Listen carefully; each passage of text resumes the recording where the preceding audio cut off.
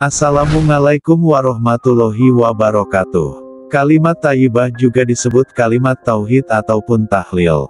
Banyak ayat Al-Quran dan hadis yang menerangkan tentang kalimat tauhid tersebut. Apa saja keutamaan kalimat thayyibah? Simak channel Penghuni Surga hingga akhir. Dari Jabir radhiyallahu anhu, Rasulullah shallallahu alaihi wasallam bersabda, zikir yang paling utama ialah la ilaha illallah, dan doa yang paling utama ialah alhamdulillah. Hadis riwayat Tirmidzi, Ibnu Majah. Hadis tersebut menyatakan dengan jelas bahwa la ilaha illallah adalah zikir yang paling utama. Kalimat thayyibah keutamaannya tidak dapat diragukan lagi. Selanjutnya alhamdulillah adalah doa yang paling utama. Barang siapa membaca la ilaha illallah hendaknya ia juga membaca alhamdulillah. Kalimat thayyibah adalah zikir yang paling utama juga yang paling terkenal. Kalimat ini merupakan benteng segala hal, itulah sebabnya para ahli marifat dan tasawuf senantiasa lebih istiqomah berzikir dengan kalimat thayyibah daripada dengan zikir-zikir lainnya. Mereka berlatih untuk selalu memperbanyak zikir tersebut, juga menganjurkan kepada murid-muridnya untuk mengamalkannya secara istiqomah, karena banyak sekali faedah, keutamaan dan manfaat berzikir la ilaha illallah. Dari Abu Sa'id Al-Khudri radhiyallahu anhu, Nabi Shallallahu alaihi wasallam bersabda, Musa alaihi salam berkata, wahai Tuhanku, ajarkanlah kepadaku sesuatu yang aku dapat mengingatmu dengannya, dan berdoa kepadamu dengannya. Allah berfirman, ucapkanlah la ilaha illallah. Nabi Musa alaihi salam berkata, ya Tuhan, setiap hambamu mengucapkannya. Allah berfirman lagi, ucapkanlah la ilaha illallah. Musa alaihi salam berkata, aku ingin sesuatu yang engkau khususkan bagiku dengannya. Allah berfirman, wahai Musa, jika 7 lapis langit dan 7 lapis bumi diletakkan di suatu timbangan dan la ilaha illallah dalam timbangan lainnya, maka timbangan yang berisi la ilaha illallah akan lebih berat. Hadis riwayat Nasai, Ibnu Majah dan Hakim.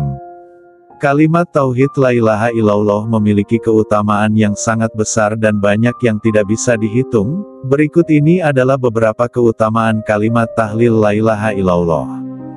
1. Akan dimasukkan surga. Dijelaskan hadis riwayat Abu Dawud, Nabi Shallallahu alaihi wasallam bersabda, barang siapa yang akhir perkataannya sebelum meninggal dunia adalah la ilaha illallah, maka dia akan masuk surga.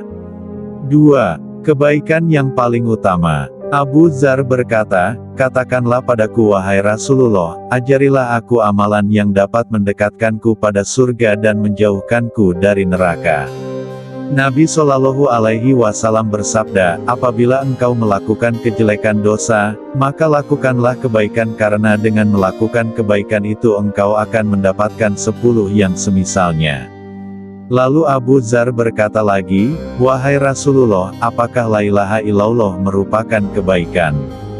Nabi Shallallahu alaihi wasallam bersabda, kalimat la ilaha illallah merupakan kebaikan yang paling utama. Kalimat itu dapat menghapuskan berbagai dosa dan kesalahan. 3. Wajah bersinar seperti bulan purnama di hari kiamat. Dari Abu Darda radhiyallahu anhu, Nabi Shallallahu alaihi wasallam bersabda, tidaklah seorang hamba mengucapkan la ilaha illallah 100 kali kecuali Allah akan membangkitkannya pada hari kiamat dengan wajah seperti bulan purnama. Dan tiada seorang pun yang melebihi amalannya pada hari itu kecuali orang yang mengucapkan seperti yang ia lakukan atau melebihinya. Hadis riwayat Tabrani. 4. Memperbaharui iman.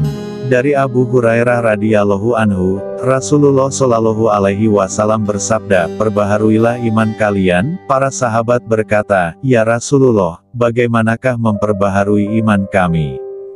Sabda Nabi shallallahu alaihi wasallam, perbanyaklah ucapan la ilaha illallah. Sesuai penjelasan hadis tersebut, iman bisa menjadi lemah karena perbuatan maksiat atau berbuat dosa sehingga dianjurkan untuk memperbaharui dengan banyak zikir la ilaha illallah. 5. Diampuni dosa-dosanya. Rasulullah Shallallahu Alaihi Wasallam bersabda, tidak ada seorang hamba yang membaca la ilaha illallah Muhammadur Rasulullah kecuali Allah akan berfirman, hambaku benar, aku adalah Allah, tidak ada Tuhan selain aku menyaksikan kepada kalian wahai malaikatku, sungguh aku telah mengampuni dosanya yang telah lalu dan yang akan datang. 6. Allah mengharamkan neraka menyentuhnya. Dalam hadis muttafaqun alaih dari Itban bin Malik bin Amr bin Al-Ajlan Al-Ansori, Rasulullah Shallallahu Alaihi Wasallam bersabda yang artinya, sesungguhnya Allah mengharamkan neraka bagi siapa yang mengucapkan la ilaha illallah yang dengannya mengharap wajah Allah. Hadis riwayat Bukhari dan Muslim. Hadis tersebut menjelaskan bahwasanya Rasulullah Shallallahu Alaihi Wasallam mengabarkan, barang siapa mengucapkan kalimat la ilaha illallah dengan ikhlas dan melaksanakan konsekuensinya ialah menjauhi kesyirikan dan mengamalkan kalimat tauhid secara lahir dan batin, dan mati dalam keadaan demikian maka neraka tidak akan menyentuhnya pada hari kiamat kelak. 7. Tidak akan mengalami kegelapan ketika di dalam kubur dan padang mahsyar. Dari Ibnu Umar radhiyallahu anhu, Rasulullah Shallallahu Alaihi Wasallam bersabda, bukanlah atas ahli la ilaha illallah kegelapan di kubur mereka dan juga tidak di mahsyar. Seakan-akan aku melihat ahli la ilaha illallah bangkit dari kuburnya sambil menghilangkan debu yang memenuhinya lalu berkata, segala puji bagi Allah Subhanahu wa Ta'ala yang telah menjauhkan kami dari kesedihan. Dalam riwayat lain disebutkan bahwa ahli la ilaha illallah tidak akan mengalami kegelapan ketika mati, ataupun ketika dikubur. Hadis riwayat Tabrani, Baihaqi. Ibnu Abbas radhiyallahu anhu berkata, suatu ketika Jibril alaihi salam mendatangi Rasulullah Shallallahu Alaihi Wasallam pada saat beliau sedang dalam kesedihan. Jibril alaihi salam berkata, Allah Subhanahu wa Ta'ala kirim salam untukmu dan bertanya mengapa engkau bersedih. Sesungguhnya Allah Maha mengetahui isi hati makhluknya. Pertanyaan tersebut hanyalah untuk menunjukkan penghormatan kepada Nabi Shallallahu Alaihi Wasallam. Lalu Nabi Shallallahu Alaihi Wasallam menjawab, wahai Jibril, aku sangat memikirkan bagaimana keadaan umatku di hari kiamat nanti. Jibril bertanya, umatmu yang kafir atau yang muslim? Sabda Nabi Shallallahu Alaihi Wasallam, aku mengkhawatirkan kaum muslimin. Lalu Jibril membawa Nabi Shallallahu Alaihi Wasallam mengunjungi kubur kaum muslimin dari Banu Salamah. Jibril memukul salah satu kubur itu dengan sayapnya sambil berkata, dengan izin Allah bangkitlah kamu. Lalu bangkitlah seseorang yang sangat tampan lalu mengucapkan, la ilaha illallah Muhammadur Rasulullah alhamdulillahi robbil alamin. Kemudian Jibril memerintahkan kepadanya, kembalilah ke tempatmu. Lalu untuk kedua kalinya Jibril memukulkan sayapnya ke kubur sambil berkata, dengan izin Allah bangkitlah kamu. Maka bangkitlah seseorang yang berwajah sangat buruk, matanya terbelalak dan berkata, betapa sedihnya aku, betapa malunya aku. Lalu Jibril memerintahkan kepadanya, kembalilah ke tempatmu. Sabda Nabi Shallallahu Alaihi Wasallam, seseorang akan dibangkitkan sesuai dengan keadaannya ketika mati. 8. Mendapat ridho Allah Subhanahu wa Ta'ala. Dari Umar radhiyallahu anhu, Rasulullah Shallallahu Alaihi Wasallam bersabda, ketika Adam alaihi salam telah berbuat suatu dosa, maka ketika ia menengadahkan kepalanya ke langit ia berkata, saya memohon kepadamu melalui kebenaran Muhammad, ampunilah diriku. Maka Allah mewahyukan kepadanya, siapakah Muhammad? Adam alaihi salam menjawab, Maha berkah namamu ketika engkau ciptakan aku tengadahkan kepalaku ke arsimu, dan ternyata di dalamnya la ilaha illallah Muhammadur Rasulullah. Maka saya mengetahui bahwa Muhammad itu seseorang yang derajatnya tiada seorang pun yang sederajat dengannya, sehingga engkau letakkan namanya berdampingan dengan namamu. Lalu Allah menurunkan wahyu kepadanya. Wahai Adam, sesungguhnya ia adalah nabi yang terakhir dari anak keturunanmu. Seandainya tidak karena ia, maka aku tidak menciptakan dirimu. Hadis riwayat Tabrani, Hakim, Abu Nuaim dan Baihaqi. Kisah tentang doa Nabi Adam alaihissalam. Permohonan serta tangisan beliau telah banyak dijelaskan dalam hadis. Tangisan beliau takut akan murka Allah Subhanahu wa Ta'ala, ingin mendapat keridhoannya, juga karena rasa takut atas dosa-dosanya. Sedangkan Allah adalah raja dari segala raja dan pemberi rezeki seluruh dunia. Bagaimana mungkin seseorang dapat hidup dengan tenang, jika hidupnya dimurkai oleh Allah? Sedangkan Nabi Adam alaihissalam adalah manusia yang kepadanya Allah memerintahkan seluruh malaikat untuk bersujud. Demikian beliau adalah makhluk yang sangat dekat dengan Allah. 9. Tidak akan meninggalkan dosa sedikitpun.